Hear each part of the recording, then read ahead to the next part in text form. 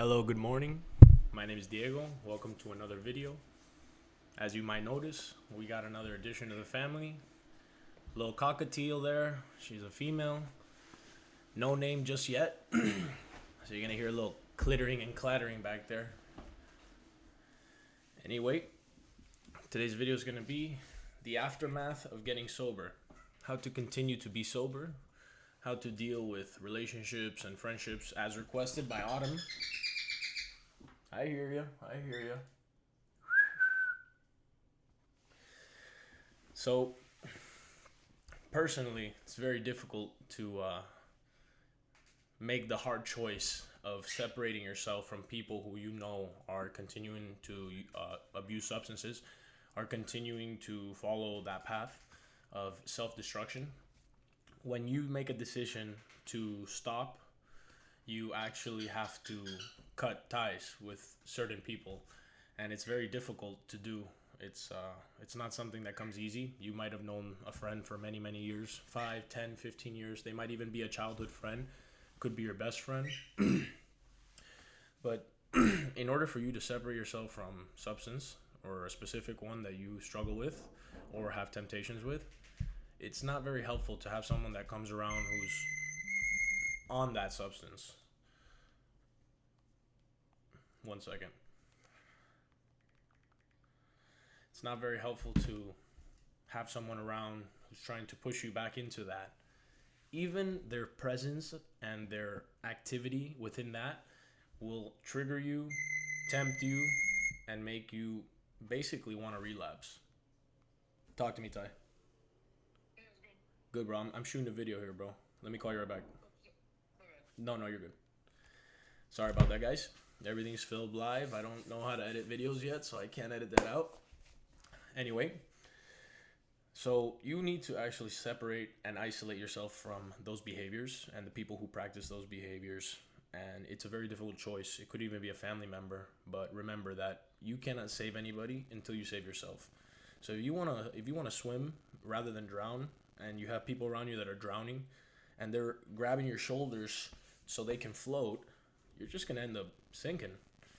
You need to get away, and it sounds very selfish, but you really can't give something you don't have. You can't really assist someone when you're not yourself assisted. You need to give yourself a hand first. And although it innately sounds selfish, it's really not. So when you put yourself first and you come out on top and you're finally out of it and you're healed, you can always reconnect with these people. But don't reconnect with them on some, hey, let's go party, let's go have fun. Reconnect them on some, hey, not being judgmental, but this is what I feel.